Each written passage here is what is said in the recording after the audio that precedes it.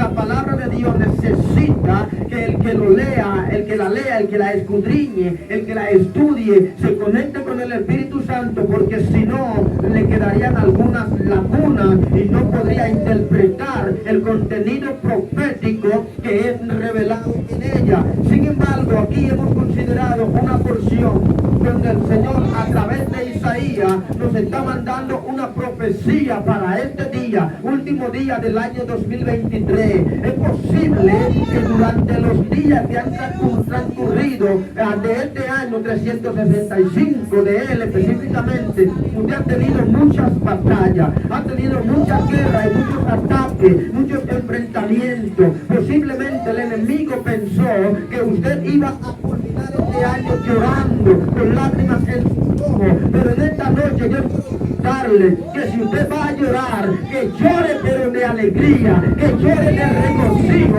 porque usted no tiene una razón para estar con la cabeza para abajo, para estar cabizbajo, porque Dios está con usted, y todo aquel que cuenta con el respaldo de Dios, que cuenta con el respaldo del Todopoderoso, aunque haya guerra, aunque haya tormento, aunque haya escasez, está confiado porque sabe que vendrán tiempos mejores. Dios le está diciendo a Isaías: no se acuerden de las cosas pasadas ni las traigan a la memoria.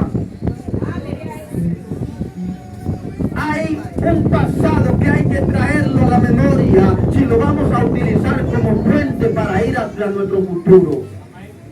Pero el pasado no puede condenarte a un sufrimiento eterno. Tiene que salir de tu pasado. Es cierto que el presente que estamos viviendo, en cierto sentido, depende de lo que hicimos en el pasado.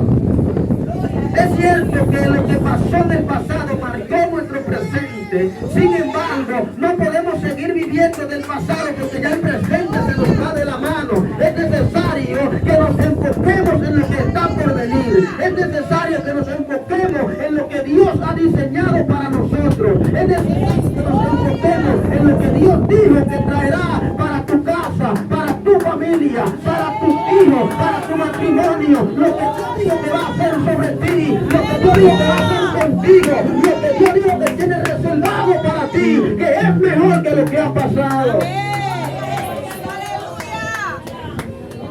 Sí, posiblemente ha tenido cosas buenas en tu pasado. Es posible que haya tenido momentos de gloria en tu pasado. Es posible que no todo fue sufrimiento, sino que también tuviste un tiempo de refrigerio. Sin embargo, lo que comiste ayer no te sacia para el día de hoy. De manera que tienes que preparar el manjar de mañana. Y el manjar de mañana es esa presencia maravillosa del Padre Celestial.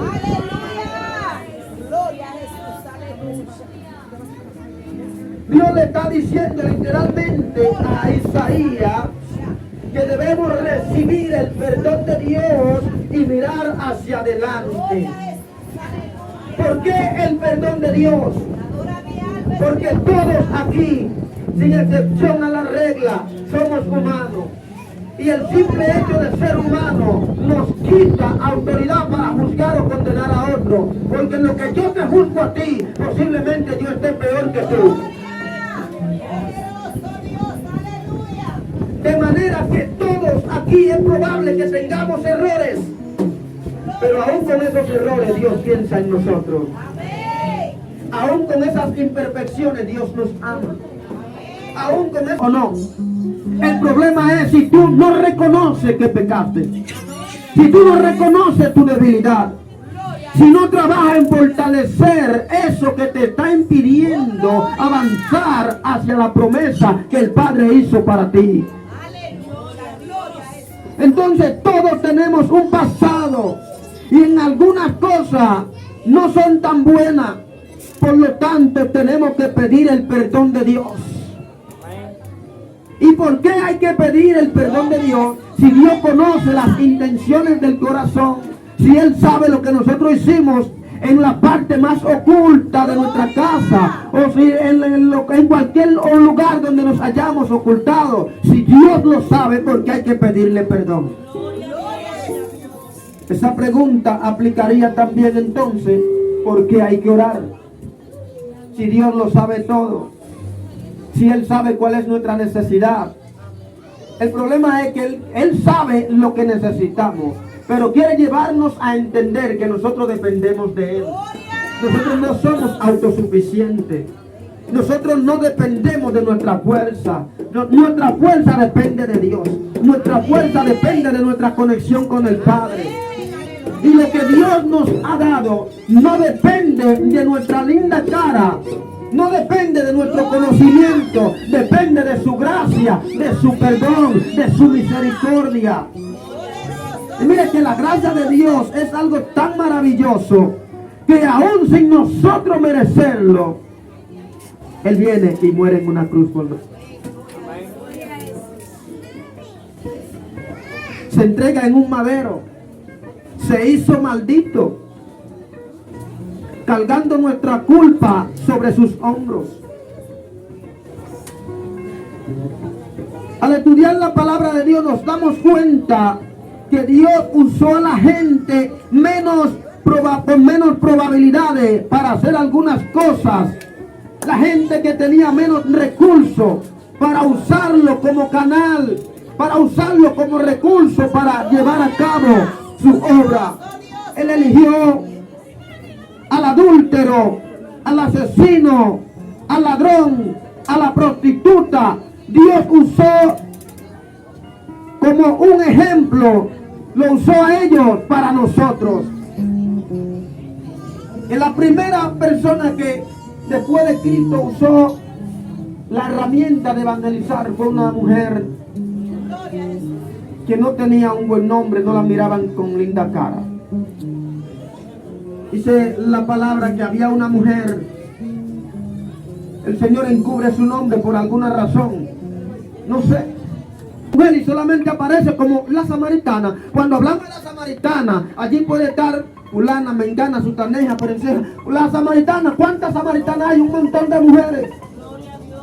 Pero ese diálogo que tuvo esta mujer con el maestro, esta conversación en la que ella desglosó su historia al maestro, la llevó a ella a tener un cambio radical en su vida, un giro de 360 grados que marcó su historia. La mujer salió corriendo de allí, y donde aquellas mujeres que no hablaban con ella, donde aquellas mujeres que no la soportaban, donde aquellas mujeres que le dejaban el camino y que esperaban encontrarla sola para jalarle la greña porque le había quitado su marido. De repente, esas mujeres que no compartían con ella vinieron corriendo a escuchar y a conocer al Jesús que cambia corazones, al Jesús que cambió el corazón de ella, a Jesús que transforma la vida. ¿Sabe por qué? Porque cuando todo parece perdido, hay una voz de esperanza, se llama Jesús. Cuando todo parece no tener sentido, hay una voz de alerta que dice: hay esperanza de vida, hay esperanza de restauración, hay un Cristo que te restaura, hay un Cristo que te transforma. Y la mujer escuchó la voz de Dios, pero no solo que la escuchó, sino que también obedeció. Porque cualquiera escucha la voz de Dios. Cualquiera escucha la voz de Cristo que te dice: yo voy a hacer cosas nuevas en tu casa. Yo hago nuevas todas las cosas. Ven con tus cargas. Ven con tus problemas, descansa en mí. Cualquiera escucha esa voz, pero no cualquiera tiene la confianza suficiente para obedecer al llamado que se le está haciendo. No cualquiera está dispuesto a obedecer a Cristo. Y note que la gente que traiciona a Jesús son la gente de cerca. Por eso nos encontramos un tipo llamado Pedro. Era uno de los 12. Pedro andaba con Jesús. De hecho, era uno de los que estaba más de cerca con Jesús. Porque Jesús, cuando se apartaba a orar, agarraba generalmente a 3. Y dentro de ellos estaba Pedro. Pedro era uno de los hombres de confianza. Porque cuando hablamos del hombre de confianza, solo nos limitamos a Judas, el Iscariote, porque el tipo era el tesorero. Él era el que administraba la finanza. Pero también Pedro era de confianza. También el discípulo amado llamado Juan era un hombre de confianza. Ahora, ¿cuál es el problema aquí? Que Pedro, aún estando de cerca con Jesús, lo negó 3 veces. ¿Cómo así? Jesús se reúne con Pedro. Le dice: Pedro, ¿tú me amas? Sí, Señor, yo te amo. Pedro, ¿me ama? Señor, tú sabes que te amo. Y cuando le preguntó la tercera vez, Pedro se entristece. Dice: Señor, no me hagas esto. Tú lo sabes. Y ya aquí como que viene el problema.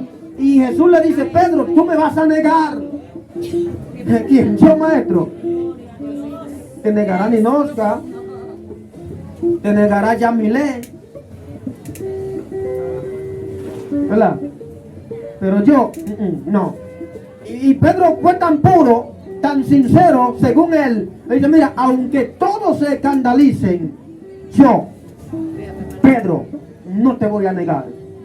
Y Jesús vuelve y le dice: Pedro, tú me vas a negar. Ahora, yo no estoy viendo el problema en la disposición de Pedro al creer que no va a negar al maestro. El problema es que quien le está diciendo a Pedro conoce el futuro. Él estuvo en el pasado. Él es eterno. Él es la eternidad. Es el que dijo: yo soy el alfa y la omega. O sea, yo estuve en el principio de todas las cosas. Y cuando todo termine, yo seguiré estando. Yo soy eterno. Yo soy el alfa y la omega. El primero y el último. Él no está improvisando.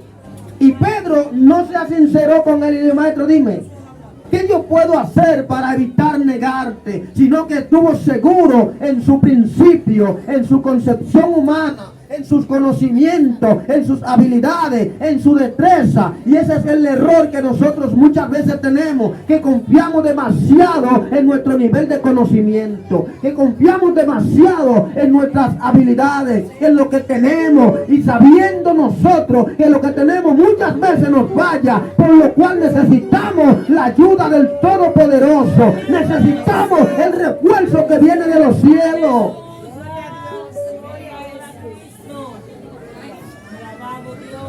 ¿Sabe? Cuando arrestaron al maestro, que ya estaba en camino a ser juzgado, de repente aparece ese Pedro calentándose porque estaba haciendo frío, calentándose en un tanque que estaba quemando una basura. Él le dice: mira, ese es uno de ellos. Él estaba con ellos cuando lo arrestaron. Dice Pedro: ¿quién? Yo. No, yo no conozco a esa gente. Y salió corriendo. Y más adelante, mírenlo ahí, ese es uno de ellos, ese es uno de los de su confianza. Dice Pedro: ¿quién? Yo. Yo no he visto a esa gente. Y cuando Pedro sale, que lo negó la tercera vez, ahí cantó el gallo. Y ahí se recordó de lo que el maestro le había dicho. El maestro no estaba preguntándole si lo negaría, le estaba diciendo: tú me vas a negar porque tú estás demasiado confiado en tu ego, en tu orgullo, en tu arrogancia. Cuando nosotros confiamos demasiado en nuestro conocimiento, cuando nosotros confiamos demasiado en nuestras habilidades, en nuestra destreza, se va la mano de Dios de nuestra vida. Es necesario que nosotros renunciemos a nosotros. Hay una palabra que Dios quiere que usted se lleve en esta noche. Él va a hacer cosas nuevas. Olvida tu pasado, los errores de ayer, olvídalo, bórralo, porque Dios te perdona si tú vienes con un corazón genuino, con un corazón contrito y humillado delante de su presencia. No importa cuál haya sido el error, no importa cuál haya sido tu pecado, no importa cuál haya sido la falta. Dios está dispuesto para perdonarte. Dios está dispuesto para restaurarte. Dios está dispuesto para levantarte. Gloria al nombre del Señor. Dios te escucha. Dios escucha el corazón sincero. Dios escucha un corazón que le pide creyendo en su poder, creyendo en su autoridad.